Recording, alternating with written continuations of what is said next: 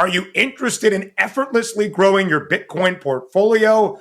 I sure am. The Bitcoin credit card by Gemini earns you Bitcoin back on every purchase. Use it like any credit card. Buy lunch, gas, or your weekly groceries, and you'll earn up to 4% back instantly in Bitcoin or one of over 50 other cryptos straight to your account. All that with no annual fee. And right now, you can grab a $200 Bitcoin welcome bonus. It's the easiest way to start building your Bitcoin stack. Go to Gemini.com/card to learn more. Terms apply. See the link in the description for more information regarding rates and fees. A friendly reminder that Coast to Coast Hoops is sponsored by Better. That is BETR. Better Picks is the daily fantasy sports app where your sports knowledge turns into real cash fast. Download Better, BETR or better.app now. Sign up today and you'll get a free $10, no deposit necessary. A warmer from the low. Welcome to lovely Las Vegas for Coast to Coast Hoops with myself, Greg Hoops Peterson, now part of the VSiN Family Podcast. We've got an excellent podcast for you.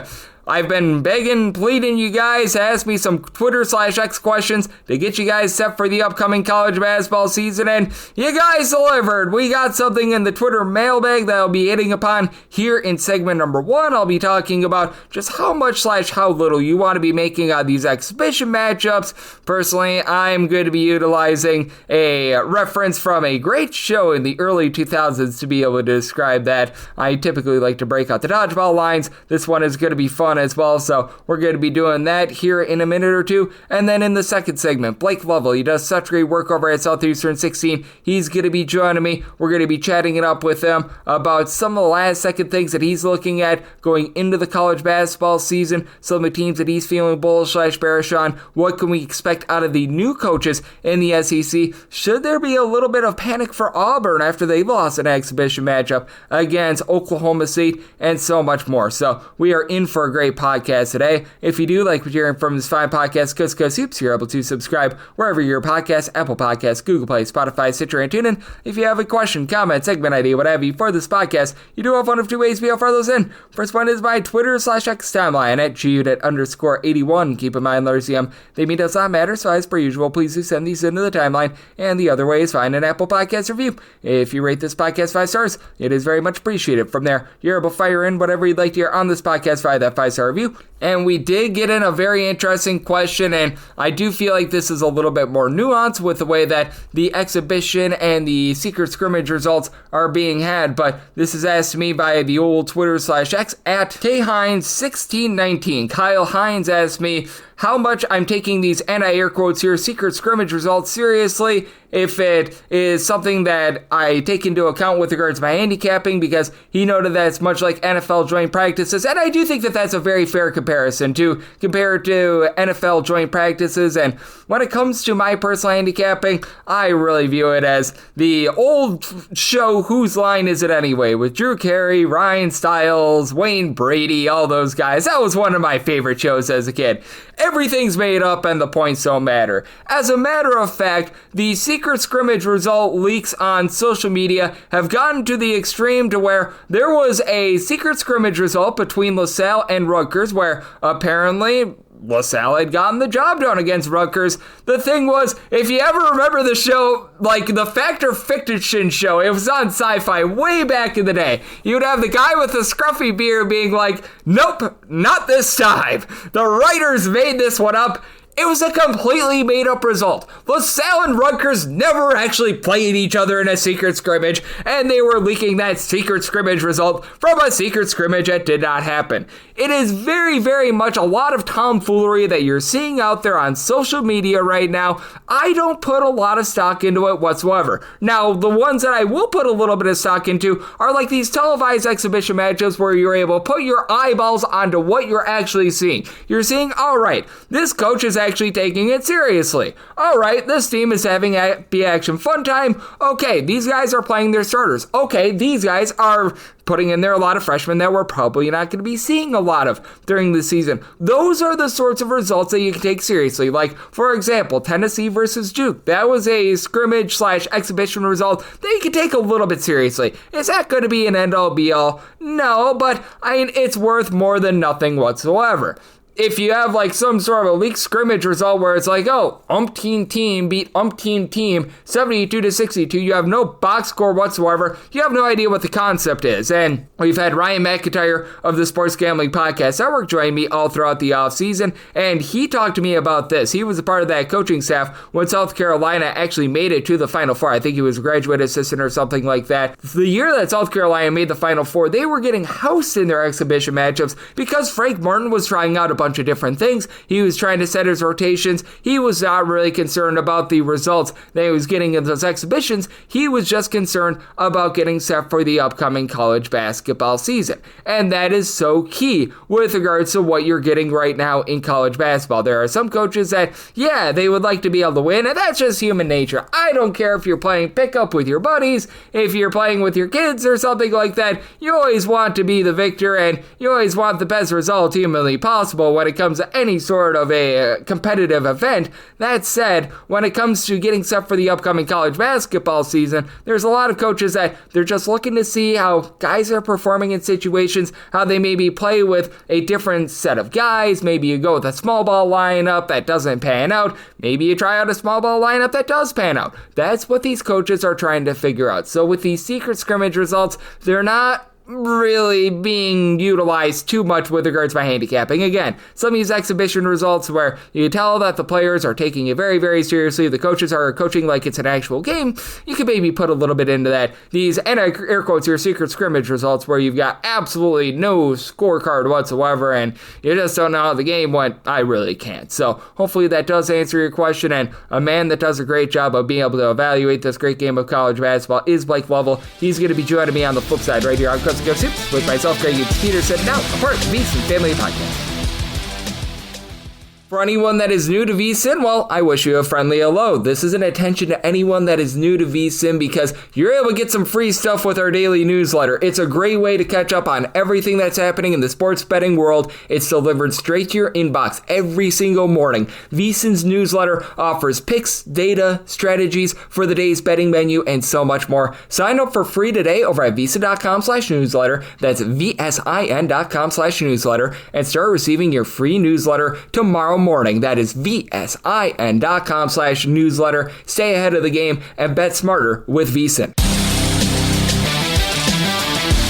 We're back here in lovely Las Vegas for Coast to Coast Hoops with myself, Greg Peterson, now part of the VSiN Family Podcast. Always great to be joined by this man as we've got Blake Lovell aboard. He does such a tremendous job over at Southeastern 16. Hey, get a look at this great game that we all know and love of college basketball. I spent a year in Nashville, Tennessee before coming out here to lovely Las Vegas. He is based out there doing an amazing job. Take a look at all things happening with the Southeastern Conference. Doing an amazing job looking at this great game that we all know and love. He's been joining me for years on this podcast. Always delivers amazing insights. You're able to follow him on Twitter/X at the Blake Lovell. Last name is spelled Lovell. And Blake, it's always a pleasure, my friend. Thank you. Yeah, thanks as always for having me, Greg.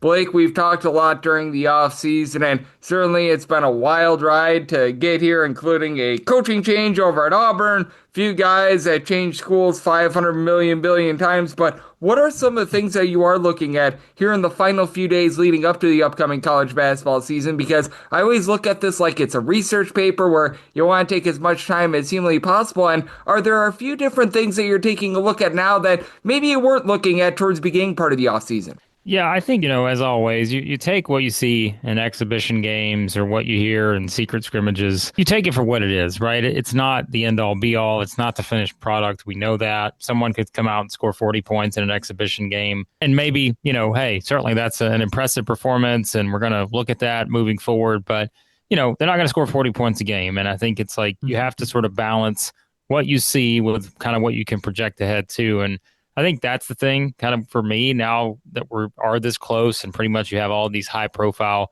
exhibition games and such in the books.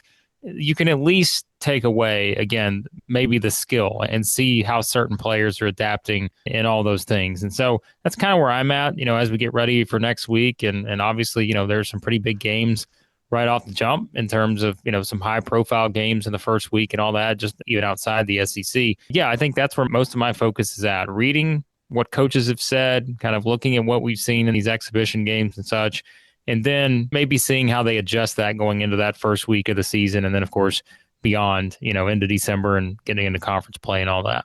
And I do think that the most fascinating team in the SEC as of right now has to be Auburn, because with Auburn, I know that they had a rough exhibition result against Oklahoma State. If I'm not mistaken, they lost an exhibition matchup against Oklahoma State. As we know, they go through the coaching change with Stephen Pearl taking over for Bruce Pearl. How do you look at this team? Because I do think that this is a candidate for one of these teams that might struggle out the gate before they find their bearings, mainly because it's, for one, very much a new-look team from a year ago, and two, it's a brand spanking new coach. Yeah, and that's the thing is I think whatever your expectations were for Auburn before Bruce Pearl retired, there's going to be a difference after that. But I think, for someone like myself, I was probably a little lower on Auburn before he retired.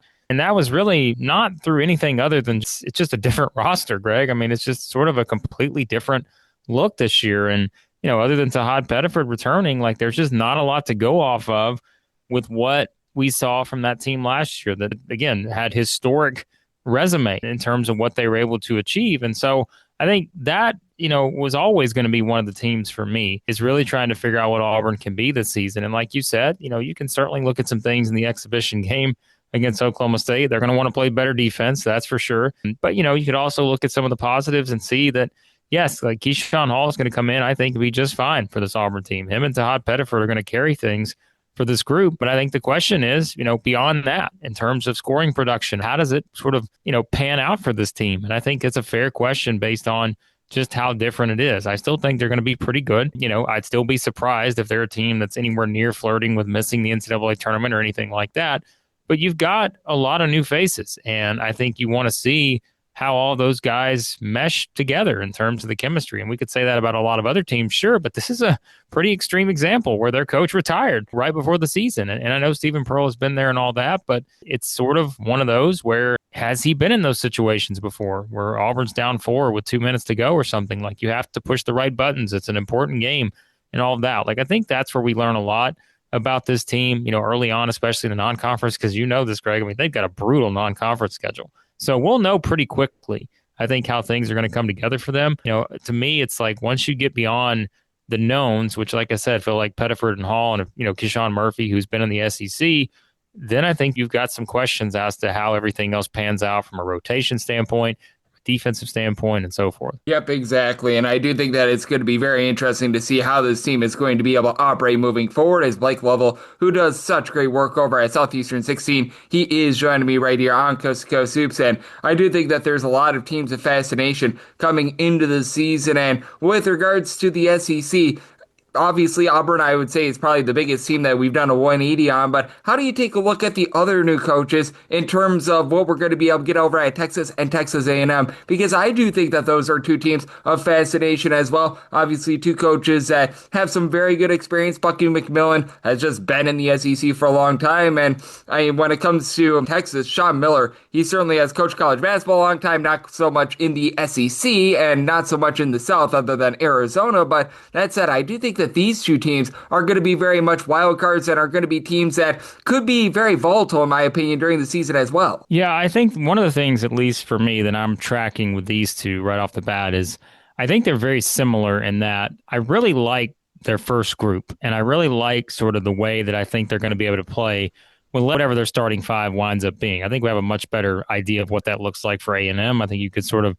mix and match a little bit more with Texas, but I'm not sure about the overall depth, and I think that's where you start to see who are going to be some of the X factors off the bench for these teams. They have options, but I think I'm just more curious what exactly that looks like in terms of the actual rotation once they're getting into SEC play. You're not playing everybody on the bench in those kind of games. You're really kind of shortening your rotation a bit, knowing exactly who has produced to that point. So I think they're similar in that regard.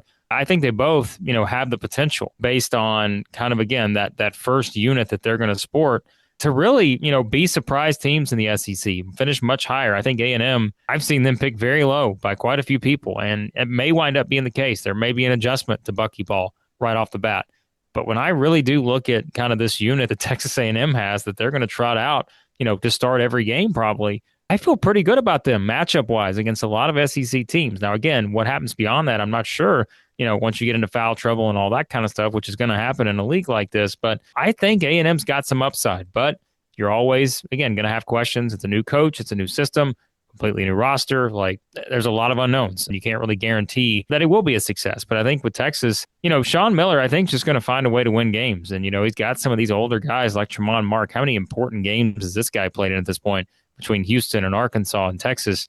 Jordan Pope, I think, is pretty underrated. Weaver and Wilshire kind of dominating probably that 2-guard spot. And then the front court, how that shakes out, I think is kind of fascinating for them too. So, yeah, I mean, these are two teams I think that have high upside. But you know what, Greg, we can say that about a lot of teams in the SEC, and it's just what's going to set you apart.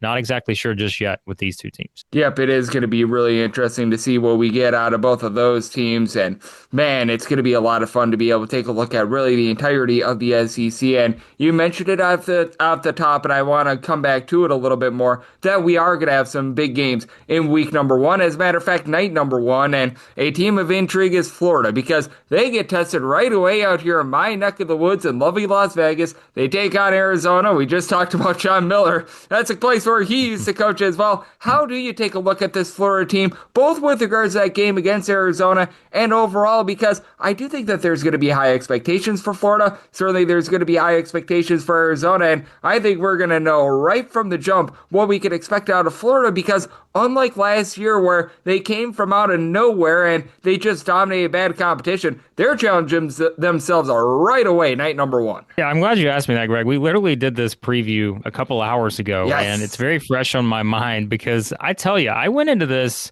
and we talked about this game this summer. I went into it being like, all right, it's Florida's defending national champions. And yes, like you feel like, again, you know what the knowns are. They're going to have the best front court in the country on paper entering the season just based on having the big 4 back. Of course, Thomas Houck's going to move more to a 3 this year, but still, I mean, again, he's someone who can do everything. He's an SEC Player of the Year candidate, I think, without question.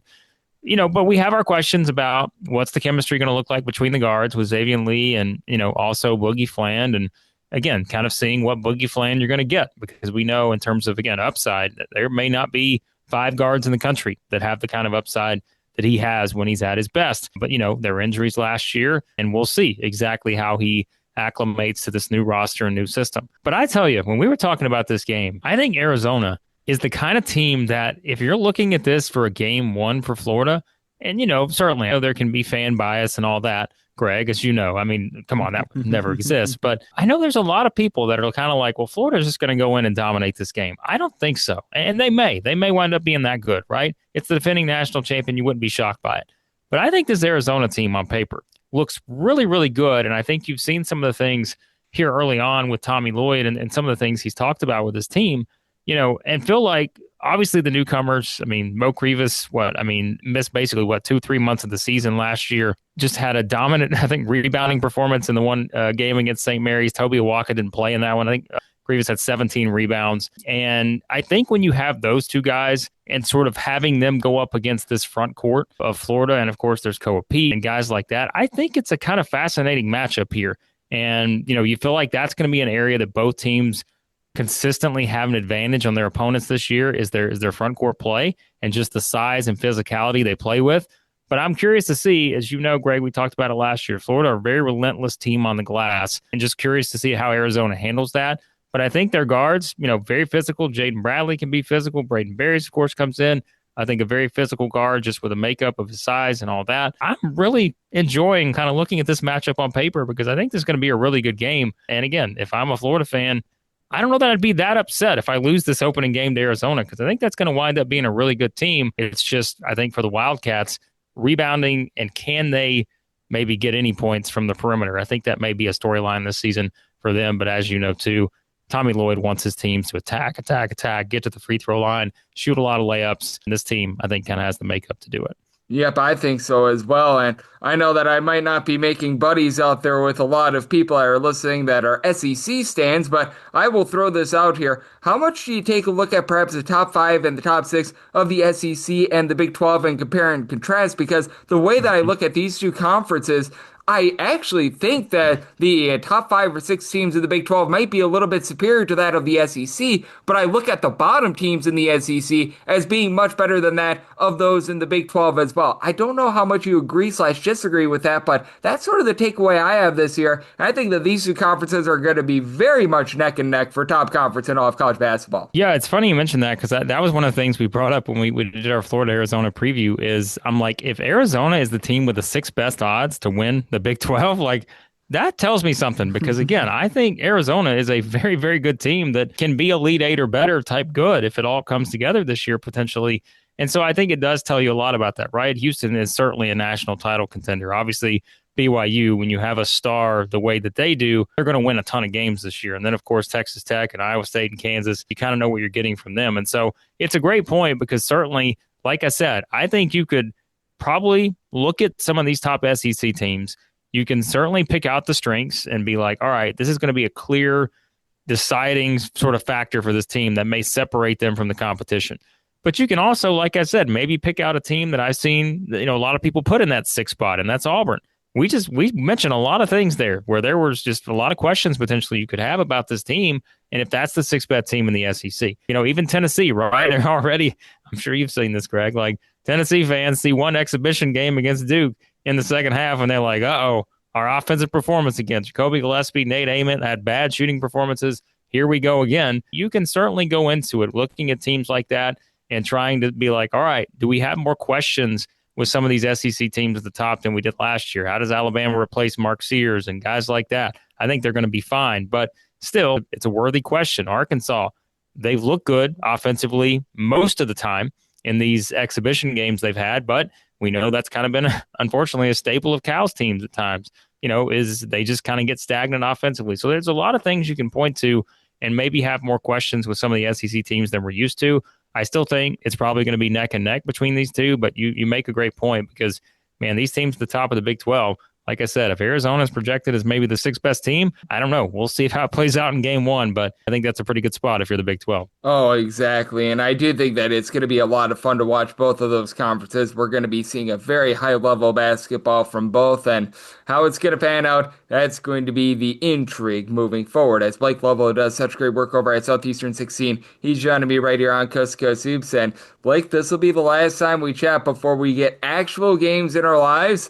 I'm sure both of us are very, very happy to be saying that. But that said, going into the season, over the last few weeks, as you've been doing your last notes going into things, has there been a team or two that you've changed your opinion on a little bit? It could be to the positive, it could be the negative, it could be in the SEC, the Northeast part of the country, the Southeast part of the country, it could be wherever. Just a team or two that maybe you're starting to feel a little bit different on now, just a few days away from the start of the college basketball season. Yeah, I feel like we've talked about this team already in the offseason, Greg, but I do continue to get higher and higher on them now. That may be in contrast to what people saw when they saw an 88-86, exhibition game result against South Carolina.